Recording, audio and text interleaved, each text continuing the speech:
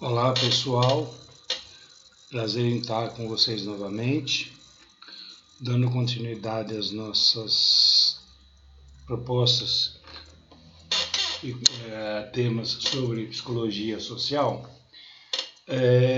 Vamos dar sequência às nossas atividades em função até nessa forma, em função da situação emergencial.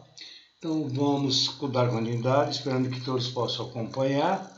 Lembrando que essa aula é do dia 12, no dia 12 estarei online com vocês novamente, tá bom? A partir das 19h15. Dando continuidade então,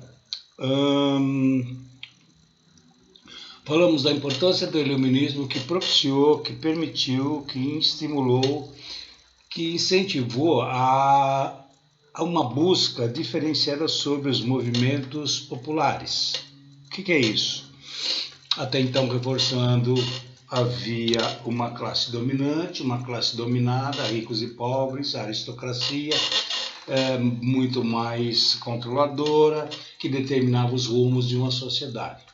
O iluminismo foi um movimento que quebrou esse paradigma e permitiu que uma nova classe surgisse, que foi a classe burguesa, e a partir daí nós temos o surgimento de algumas ciências, dentre elas a própria psicologia, não exatamente no meio do movimento iluminista, mas foi o primeiro movimento, primeira situação que permitiu que nós tivéssemos a noção de uma psicologia, e entender mais o comportamento, não da pessoa em si, o comportamento grupo social, não?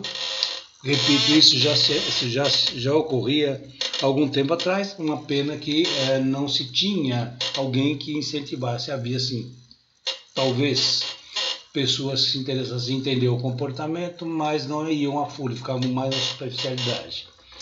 É a partir, então, desse movimento que nós temos os sociólogos, os filósofos, já se preocupavam em entender esse comportamento coletivo das pessoas. Claro que havia uma questão individual, mas até então não havia ainda esse empenho para tanto.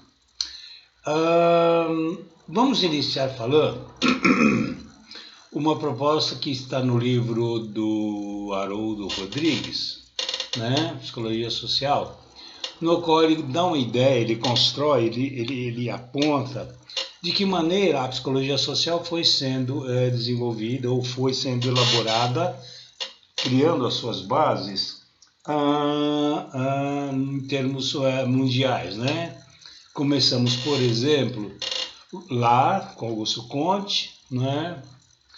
No filósofo francês iluminista.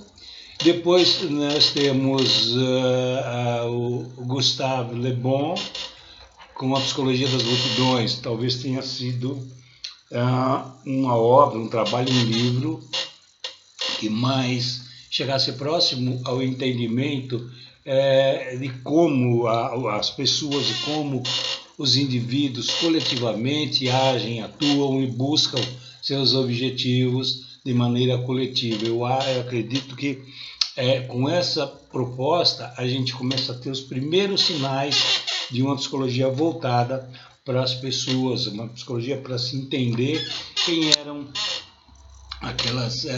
que eram aqueles movimentos e qual o motivo daqueles movimentos, não é? Que levava, por exemplo, o indivíduo a carregar grupos de pessoas em busca de algum objetivo. Eu vou usar o termo, eu vou chamar de uma consciência coletiva, né?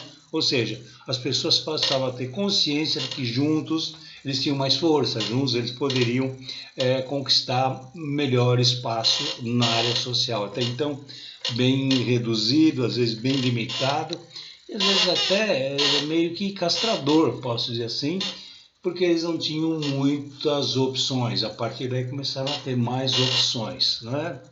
E isso refletia bem o que era a nossa realidade, então, nessa época. Com o passar do tempo, evidentemente, a psicologia começa já no século XX, né? Passamos então por uma série de períodos relativamente trágicos, socialmente falando, uns momentos bons, essas mudanças de paradigmas, há uma quebra do paradigma religioso, isso é muito importante, tira, como eu disse anteriormente, tira um pouco o homem do centro de tudo, ou seja, o antropocentrismo, né? E isso, tudo esses modelitos, essas situações vão, num certo sentido, elas vão perdendo força, elas vão perdendo um pouco do seu sentido. Havia uma explicação. Os movimentos sociais, os movimentos dos filósofos, os movimentos sociólogos do antropólogo, esses movimentos, eles faziam brotar como o homem adquiria conhecimento. Até então, o conhecimento era restrito a um grupo. A partir dali, o conhecimento passa a ser um pouco mais amplo em função da própria ideia da educação para as pessoas. A gente vê muito esse referencial teórico com a proposta, uma das ramificações do iluminismo é da educação para as pessoas e dar nas pessoas uma formação profissional, mas com o conhecimento. Então, as ciências, elas vêm através do conhecimento, dá ao indivíduo, o que eu falei agora há pouco, não só a consciência da sua existência, mas a consciência coletiva, ou seja, como nós existimos coletivamente, ok? Com seus valores, regras e normas, etc. E são esses movimentos que fizeram os governantes até então, escolhidos pelo povo, mudar regras, normas, e a gente se tornou uma sociedade bem mais dinâmica, bem mais atuante. Por volta de 1920, ocorrem os primeiros estudos científicos sistemáticos para que pudesse se entender os acontecimentos e fenômenos sociais. Olha que interessante a gente abordar. É um tema que eu quero daqui para frente começar a abordar mais detenidamente. Percebe-se que os movimentos coletivos, as sociedades, enfim, elas se mobilizam, curiosamente, elas se mobilizam quando de um evento, de uma catástrofe, de um acontecimento que abrange todos, sem exceção, sejam ricos, pobres, sejam religiosos ou não importa, né? É um acontecimento, um fenômeno que pega todo mundo, independente de sua raça, cor, ideologia, religiosidade. Falamos da guerra, legal? Mas nós tivemos países que não entraram, por exemplo, na guerra de 1914, vamos exemplificar, não a última de 42, mas a Primeira Guerra Mundial lá de 1914.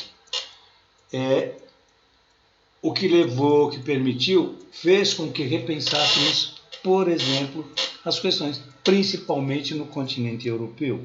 As guerras se deflagraram lá, por ideologia, por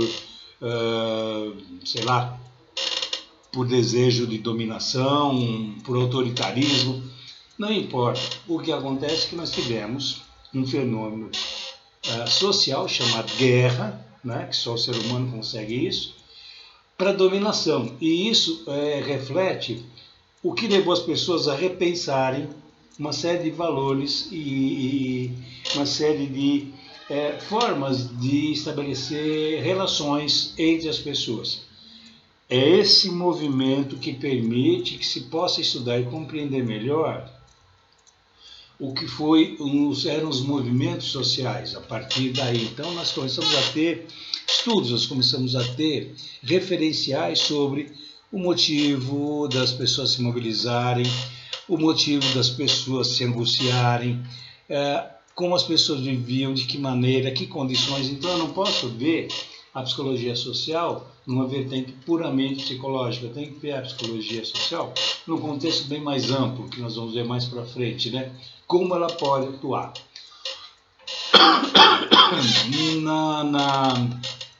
Então, esses estudos permitiu que nós tivéssemos, então, uma série de acontecimentos que propiciou desnudar, propiciou apontar o quanto de mudanças sociais eram necessárias.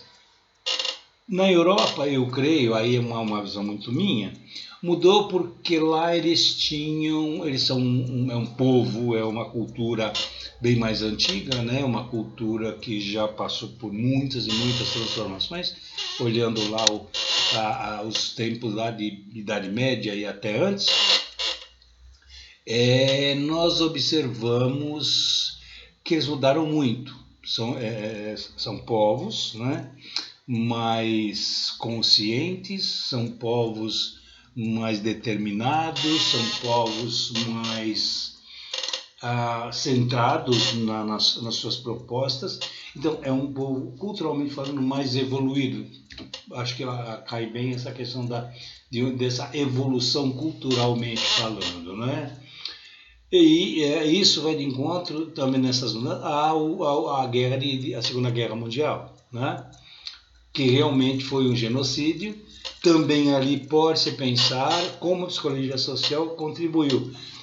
Foi um fenômeno interessante. Nós tivemos um louco, um maluco, um retardado, sei lá como é que pode dizer, chamado Hitler, que ele queria ser o dono do mundo e começou a eliminar o que ele chamava, identificava de raça impura, né? Ora, a raça impura na visão dele era o resto do mundo, somente a raça ariana que era a raça pura, tudo errado. Então, bem, uma psicologia começa a estudar e até hoje existem estudos para entender que proposta era essa que ele conseguiu contaminar as ideias alemãs, né? Ele não foi, verdade, não foi da noite para o dia, mas ele conseguiu contaminar gradativamente com propostas, com uma espécie de doutrinamento do povo, conseguiu tornar a Alemanha o que tornou, né? Uma Alemanha relativamente forte e que quase domina o mundo, é verdade, se não fosse a união das outras nações, né? E isso a psicologia social consegue, através de estudos, entender. Então, combina, conversa, vai, corre atrás, e isso permite identificar, entender toda essa dinâmica que aconteceu lá nos anos 40. Lembrando que nós tivemos várias e várias situações que levou a humanidade, as culturas, os povos, a mudar a maneira de ser, a maneira de se comportar. Nesse sentido, vem a psicologia procurar entender e identificar, propor caminhos para ter uma vida mais equilibrada, mais saudável. Não só individualmente, repito, mas coletivamente. Um outro dado importante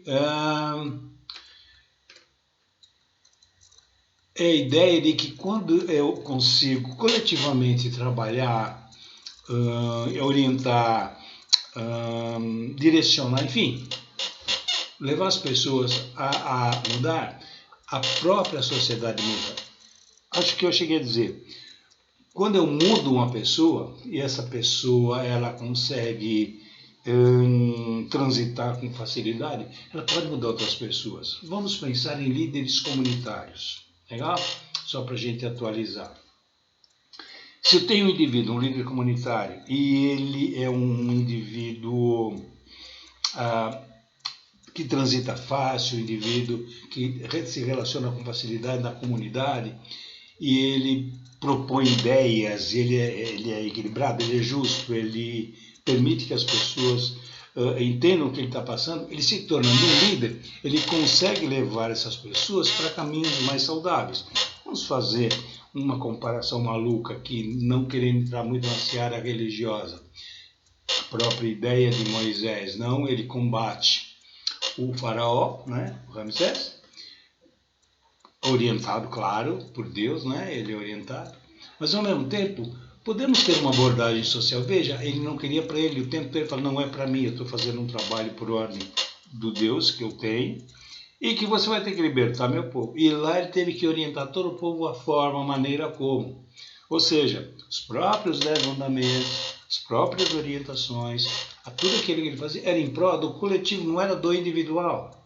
Eu acho que ali já percebe-se, por exemplo, uma questão de como a psicologia pode atuar, não na questão individual, mas na questão coletiva. Tanto que nós tivemos, de acordo com a história, atritos, intrigas bastante significativas ao longo de toda a jornada deles pelo deserto. Assim, então, como nós podemos definir, hoje, como a psicologia social pode atuar? Ela identifica um líder, ela identifica um indivíduo que pode, tanto de um lado, levar ao sucesso de uma sociedade, como por exemplo, o exemplo que eu dei do líder, que pode levar uma sociedade durante um determinado período a ter um falso sucesso, a ter uma falsa dominação, mas que depois acaba por água abaixo da sua dominação. Assim nós temos alguns líderes no mundo, Napoleão, o próprio Nero era completamente maluco. E isso, gente, permite que a gente possa, dentro do mundo do foco, dentro do contexto da psicologia social, entender o que essas pessoas fizeram e como elas levaram pessoas a agir dessa ou daquela maneira. Tudo bem até aqui? Muito bem. A dimensão e a velocidade com que as mudanças modificam exigem do cidadão também mudanças, né? Ou seja, se a sociedade muda, ele muda. E se esse cidadão muda, ele vai mudar a sociedade. Essa dialética é que vai fazer com que a sociedade consiga ir se transformando para melhor sempre, evidentemente, né? E os recursos e ferramentas são usados para entender a ideia do caráter social. Então, vamos ver um exemplo como mudam as coisas. Olha os fenômenos mais localizados. Lei seca. O êxodo rural no Brasil nos anos 50. Todo mundo sabe desses dois fatos, só para a gente ter como referência. A lei seca nos Estados Unidos foi o problema do álcool, o governo baixou uma lei proibindo a bebida, proibindo uma série de coisas. E o êxodo rural, qual foi? O Brasil até então era um país tipicamente agrícola, né? Nos idos dos anos 50, até que Juscelino Kubitschek disse que iria transformar o Brasil, ou seja, tornar o Brasil industrial em 10 anos, de 50 anos em 10, né? E ele conseguiu, ele fez o famoso êxodo, ou seja, trouxe as montadoras para o Brasil e fez com que viessem indivíduos das diversas regiões do Brasil para poder trabalhar nas montadoras. E nós tivemos o crescimento, por exemplo, na região do ABC, nós tivemos um desenvolvimento dos municípios muito grande. Até hoje são municípios, são cidades em que cresceram muito e são até independentes financeiramente. Ou seja, tem seu próprio meio de subsistência por causa desse movimento dos anos 50 e de lá para cá como o Brasil mudou. Já vinha efetivamente mudando ao longo da sua história, com o Estado Novo, com as propostas do governo Getúlio Vargas, a própria educação mudou bastante, com o advento da primeira lei de base de proposta, não fechada lá, mas que lá já tinha uma noção, através da proposta de Gustavo Capanema, que era o ministro da Educação e da Cultura, qualquer coisa assim, que a partir daí já começamos a ter uma nova percepção de conhecimento, de ensino. Eu vejo a psicologia social muito presente nesse ponto aí, tá? A partir daí, então, nós temos a questão do grupo que nós abordamos lá atrás, não? A questão de pesquisadores, a questão de estudiosos, que abordam a questão do como a psicologia social, com base nos grupos de referência, constrói e desenvolve atividades que permitam ao indivíduo criar um clima amistoso e de crescimento não só social, mas também crescimento pessoal. Por exemplo, vamos pensar em Kurt Lewin, só para ter uma referência, que nós vamos abordar mais adiante. É um cara que se voltou para o ambiente organizacional, verdade? Sim, mas muito mais para grupo. E falávamos agora, ele procurava identificar um líder, ou pelo menos no grupo sempre há um líder, e esse líder, dependendo das suas características, ele pode levar o grupo a ter um grande sucesso, ou, dependendo do líder, um fracasso total. A ideia de grupo leva então a entender como a psicologia social pode contribuir. Levanto dados, identifico, e aí sim, com essas informações eu posso chamar os especialistas e atuar, não é? Ou seja, vamos fazer uma comparação bem maluca aqui. Quando vocês têm lá uma dor qualquer, vocês vão no clínico geral, normalmente, né, não tem uma ideia, o clínico geral analisa e fala assim, olha, eu aconselho você a tirar uma chapa e você procura um especialista, né? A psicologia social está muito próxima, muito chegada numa ideia dessa daí. Ela não vai resolver, sim, ela vai trazer meios, maneiras de identificar situações, e aí sim eu posso, através da contribuição dela, evidentemente, até da participação, mas também uma equipe multiprofissional, como disse anteriormente, para agir no contexto social, né? Portanto, gente, os grupos são muito importantes, as lideranças também.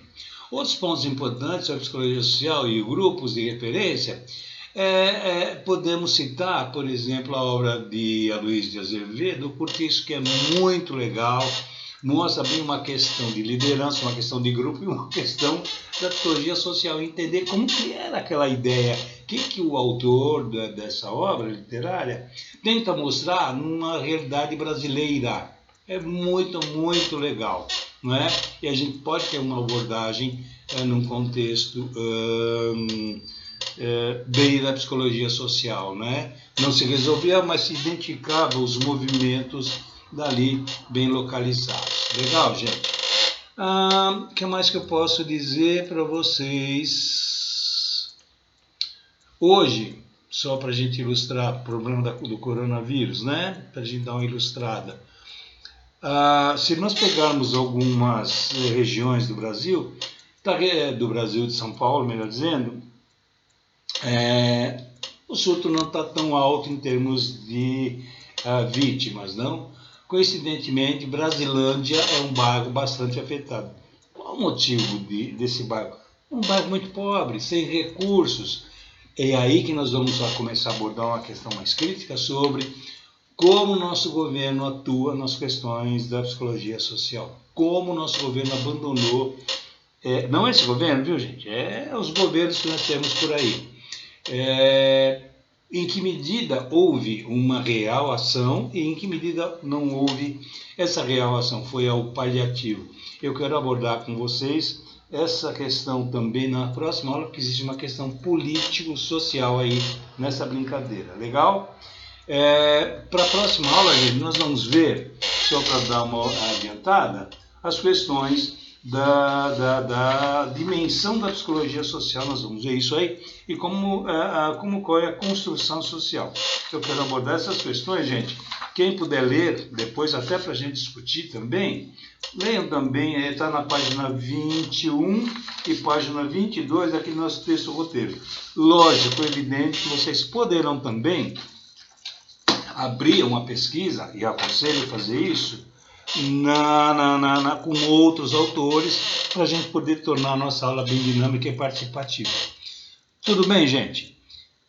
Um abraço para vocês, vejo vocês dia 12.